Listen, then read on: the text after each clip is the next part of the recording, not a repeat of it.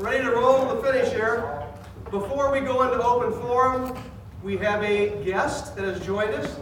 Paul Folletti, the CEO of NCM, just flew in, and he's making the rounds. We've got, what, 3 groups here in this hotel, and a couple here, 5 total. so, and a big booth at NADA. So, Paul? Great. Good morning. Morning. Any casualties from last night? Everybody show up? That one right there. CC are here tonight, you might not show up tomorrow. So by NCM. I pay for pictures, especially if Greg's involved. I pay more for video. So, hey, listen, I apologize for interrupting your meeting, but I just couldn't resist the opportunity to stop by to all of our groups here in New Orleans and have the opportunity, like hopefully you do in your stores, to look at your customers in the face and say, thank you for what you do for us. Thank you for choosing to spend your hard-earned dollars with us. Thank you for entrusting us with your confidential and very much appreciated data. And we're appreciative for what you do for us. So NCM was born out of a group of 4 dealers back in 1947. And we hope that to this day we are reflective of that retail partner that you're looking for. I know you work with a lot of vendors, and certainly all of them aspire to be what you want and then some. And we're in that category as well. So I have 3 messages for you today. One is, thank you for what you do for us on behalf of our employee owners. Thank you for the input and holding us accountable at the end of the day. If we're not living up to your expectation, I want to hear about it, Greg wants to hear about it, etc. 2, how many of you are going to the show this week, sticking around? Awesome. If you have a chance, a lot of people are tugging for your attention, come by and see us. If nothing else, sit down, rest those legs, and have a bottle of water, compliments of our organization. And we'd love to be able to shake your hand and introduce you to some other employee owners that are going to be here for the next couple of days. We've got a wall that our clients are going to be able to sign. So literally you can write your name, your dealer, your group number, leave your mark in history. We're going to take that back to Kansas City and display that as a sign of what you do for us and as a reminder that we work for you at the end of the day. And third, when possible, we like to be your voice.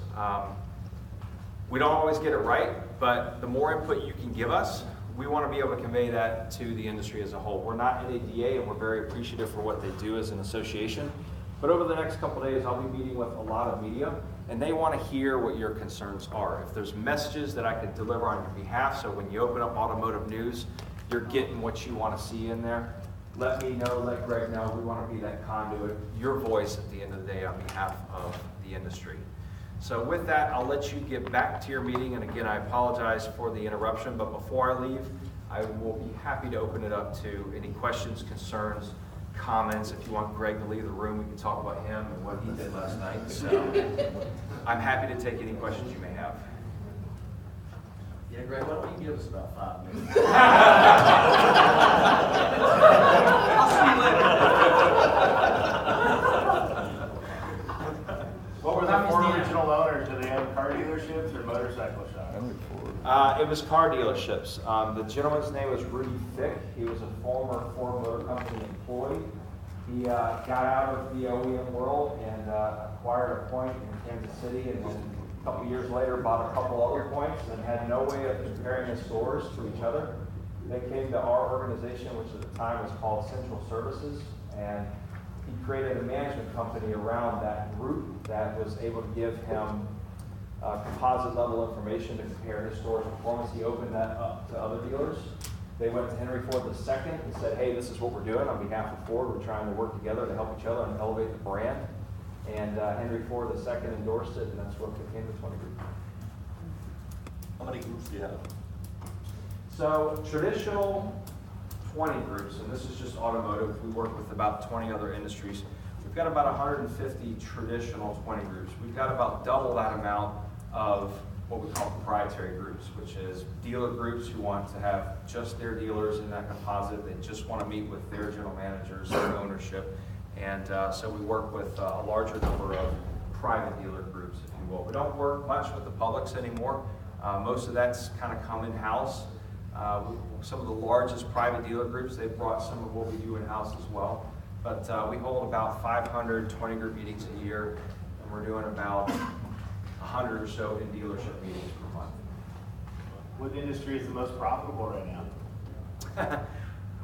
Perhaps furniture wholesalers.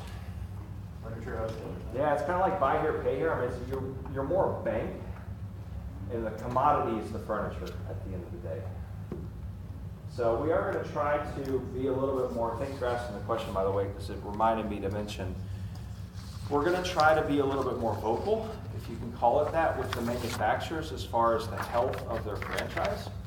I think it goes without saying that oftentimes, and I come from the OEM world, and I love the world of OEM, but there's a little bit of, what is it called now, alternative facts? Is that the right term? Is it the media?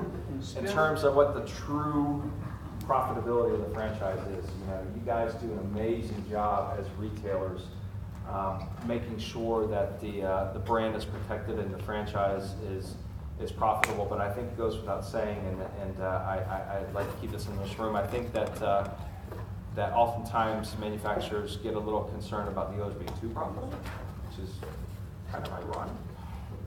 But we're going to try to be more vocal and transparent as to the health of the franchise. We're not going to put dollars out there, but we're going to say, no, with Subaru, with Chrysler, this is what we see. You know, this is what we see with our clients and how they're trending, if you will. You may want to pay attention to that. We work very close with some OEMs, and some OEMs, there's not much of a relationship there.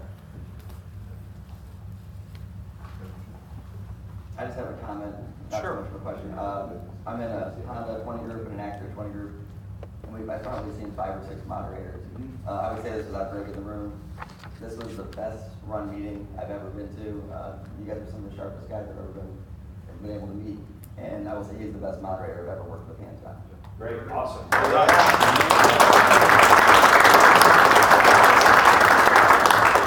How about that raise?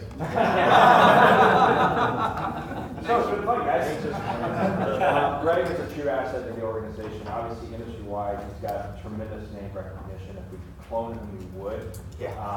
Certainly, the moderator group relationship is a very interesting one. You know, you have some moderators who are just beloved by certain groups, and they work with another group, and the chemistry isn't there, if you will. So we certainly don't like to see turnover. We certainly love when our people, from a personnel perspective, when they're plucked by retailers, which is great validation. We don't prevent our people from going and working with retailers. That's great for them, but it does cause churn within a 20 group. And I get the fact that, you know, you kind of got to get into 2 or 3 meetings even before you figure each other out. Something they're gone like that, and you feel like you're starting over. So I don't like it. I think we're through that at this point. I think we've got a tremendous group right now. We've brought on a number of new people that we're excited about going forward, and thank you for your multi-group business with us. We appreciate that. Who are your moderators for Honda? Mark Shackelford, we're Okay. ready to merge, I think, with another group, so I can't remember the other guy's name, and then Kirk Felix.